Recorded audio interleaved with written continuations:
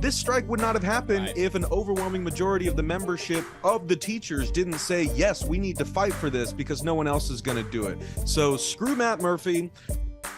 Which side are you on? Which side are you on?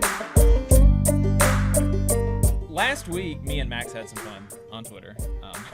And it all started with Matt Murphy, current Tennessee conservative talk radio host and former Alabama conservative talk radio host, tweeting, quote, "Know this, teacher unions don't give a damn about your kids, never have, never will." And this was in response to teachers going on strike, having the audacity to want working air conditioning, manageable class sizes, and their kids to have art and PE. This was a Oh, how dare they? very, very crazy stuff. I mean, literally, he's quote tweeting this article saying that these are why they're going on strike, and he's like, teachers don't care about your kids. And and you know, me and Max both made him look like a big old dummy. And but his justification was that, like, teachers, there's a delineation between teachers and their unions, and it's so crazy. And you know, this kind of stuff, like talking about, oh, teachers, you know, they don't care about your kids. I mean, that's the kind of stuff that's getting folks riled up to I mean, they were attacked on the picket line. They shot at teachers with BB guns on this picket line. Fortunately, nobody was hurt, but it's crazy stuff. And you know, so yeah, me and Max both ratioed him into oblivion, and it was very fun. Yeah, man. I mean, this guy, what was it? Matt Murphy. Yeah, I don't know. He's got some, you know, shitty radio show in Nashville, like you said. Clearly, you know, just like a little like right-wing troll who's mad that more people don't take him seriously. And like, you know, that's fine. I deal with people like that every week. We all know people like that, you know, grifter's gonna grift, what have you. But like, yeah, I think like what really got us all riled up, and you know, because I try not to take the bait on Twitter as much as I can, but when I see something like this, I just can't hold back, because again, it's more than this guy's shitty online grift to try to get people to listen to his crappy radio show. These are teachers on strike, on the front lines, fighting their asses off against, you know, like a ghoulish media chorus of people who are trying to vilify them. While, as you said, what are they fighting for? They're fighting for goddamn air conditioning in their buildings when, you know, like we've had record-breaking heat waves across the country, when life-saving, life-generating waterways in the U.S. Southwest, in China, in Europe are literally drying up in front of us. Like, as a report just came out saying that a third of the country, in the middle of the country, is going to be an extreme heat belt in the next 30 years, with temperature indexes essentially being the same as what they are in Death Valley right now, right? So we are in a very real crisis, and I would want to emphasize for people that this crisis is affecting workers everywhere. This week on Working People, I actually spoke to 3 UPS drivers in the Southwest, in Oklahoma, and here in the Mid-Atlantic. They were all talking about how horrific it is to work in these metal hot boxes on wheels that don't have air conditioning, and it is leading to people dying, like Esteban Chavez Jr. back home in Southern California, who died the day after his 24th birthday in his UPS truck on a day when temperatures reached into the high 90s. That's not it. Farm workers are baking alive in the fields to provide us with the produce that we just comfortably buy in air-conditioned grocery stores around the country. And that's not it. You know, I interviewed a Dollar General worker in Louisiana recently, Kenya Slaughter, and she told me about how hot it gets in Dollar General stores, and how, in fact, workers and managers in those stores can't control the thermostats because those thermostats are controlled by corporate headquarters in another state. And you even saw workers quit and walk out en masse in Oklahoma over those air conditioning problem. So this heat shit is a very big problem. It is a work hazard that affects all workers who live in these sorts of areas, including teachers.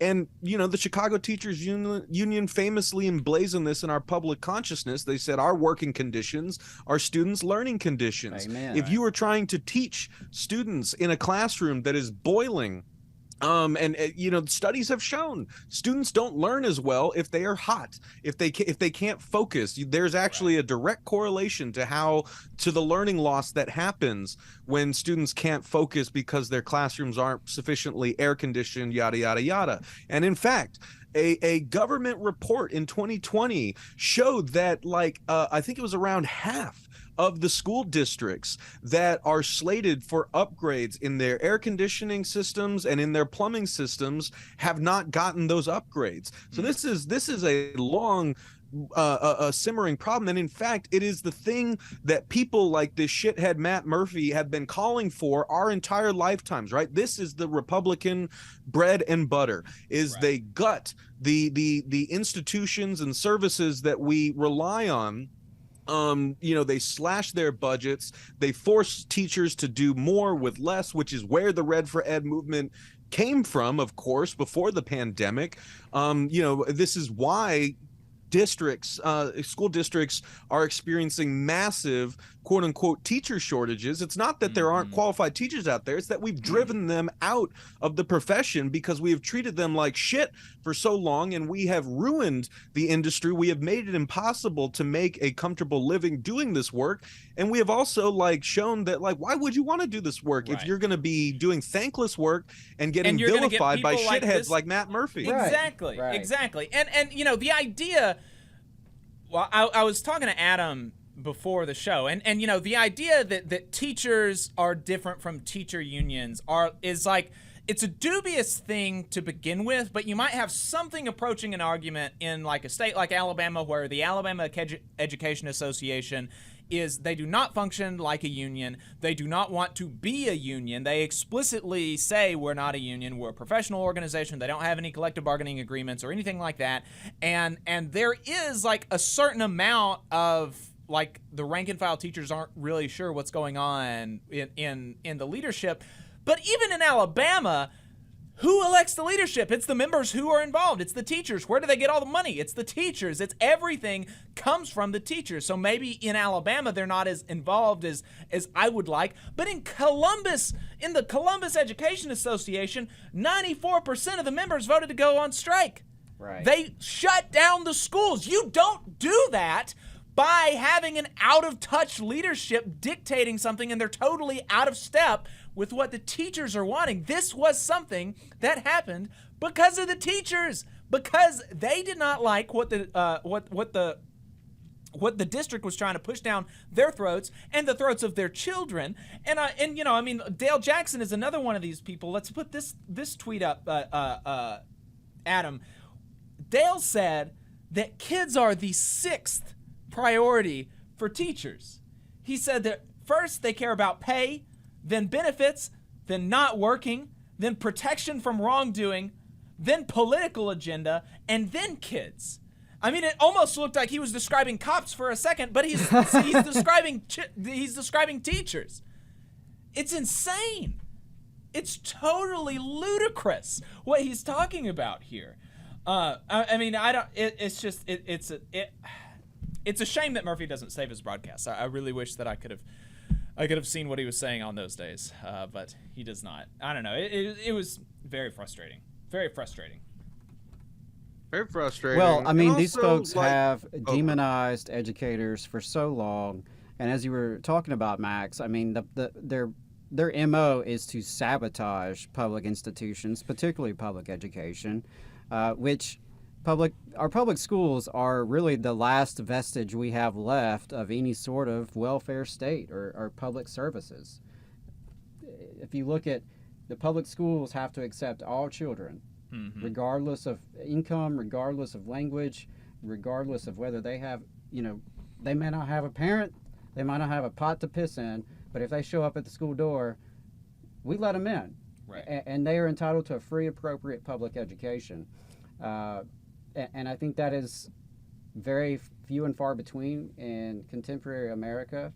And yeah, shitheads like this want to see that unraveled even further. To the extent that we have issues in public education, it is because of deliberate sabotage from the inside and from the outside by privatizers and corporate reformers.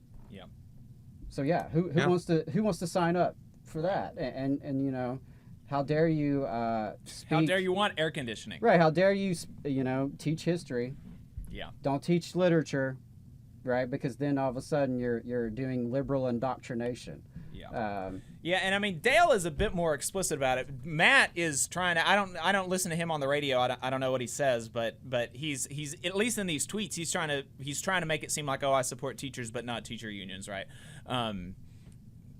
But Dale is I support teachers by supporting literally every Right. single policy available that fucks them over. Yeah. But Dale is actually like anti-teacher. He will be on the radio, be like, no, teachers are lazy. Yeah, teachers his mom was a teacher apparently. Yeah. So I'm no like Freudian expert or anything, but you have to wonder. Yeah, you gotta wonder what happened to What's that up guy. there?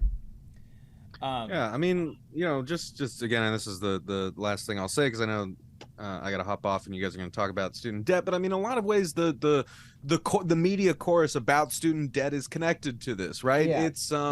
It's people who fancy themselves, working class whisperers, telling on themselves and revealing that actually they don't know any actual workers, or like maybe they know like 5, right? And they'd want people to look at them as the ones who are really tapped into what the working class is thinking and feeling, and yet we're seeing whether it's like student these right-wing pundits being like, oh, working people just like paid off the loans of elites. It's like, do you not know workers? Like, again, I worked at that warehouse. There were a bunch of workers there who had student debt because they had been taken for a ride by shitty programs like ITT Tech and DeVry and whatnot, right? If you are out there saying like, oh, no workers have these student debts, you're basically telling on yourself that you don't know shit about working people. Right. Same thing goes for saying like, oh, like teachers unions don't care about the students.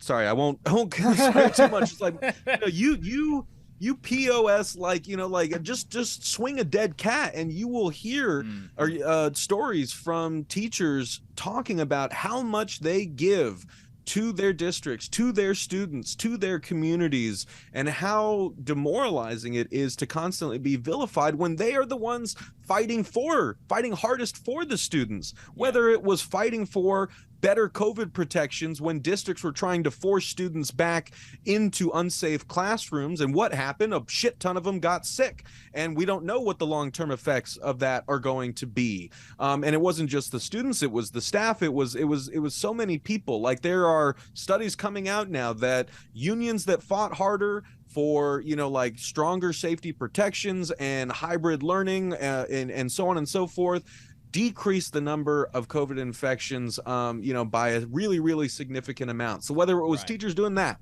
whether it's teachers fighting for smaller class sizes so that they can actually give students the deep attention that they need to develop as young human beings, whether it is teachers going on the picket line and getting shot by BB guns because they are saying students can't learn in a sweltering classroom with no goddamn air conditioning, teachers are taking it left and right, and they are still fighting. And if you see someone like Matt Murphy trying to divide working people, trying to pit people against teachers, trying to say that they don't care about the students and trying to say, no, I'm talking about the union, not the teachers. The teachers are the union, right? As we're saying, like, of course, there are nuances to talk about when certain unions aren't representative of the membership or aren't responding to the membership. So, we need to address that. But like you said, this strike would not have happened if an overwhelming majority of the membership of the teachers didn't say, yes, we need to fight for this because no one else is going to do it. So screw Matt Murphy, screw any of these grifters, trying to kind of make a name off of vilifying working people. I got no patience for that. And as our brother Tavita Uhatafe said at Labor Notes, go to these school board meetings, show up and say, like, I'm a union member and I support my community teachers, right? Because this is where all these nut jobs who are claiming that teachers are groomers, who are saying that like teachers are brainwashing our students with CRT, that's where they're going. We need to push back. We need a presence at these meetings and we need to show up for one another. Thank you for having me on the show. You just saw a clip from the Valley Labor Report. We are live every Saturday morning from 9:30 a.m. till 12:30 p.m. And we pride ourselves on keeping all of our content free to everybody so that we can talk to as many working folks as possible. If you support the work that we're doing, you think that it's important, you think that it's good, then consider making a monthly contribution to the project, and you can do that on our website, tvlr.fm.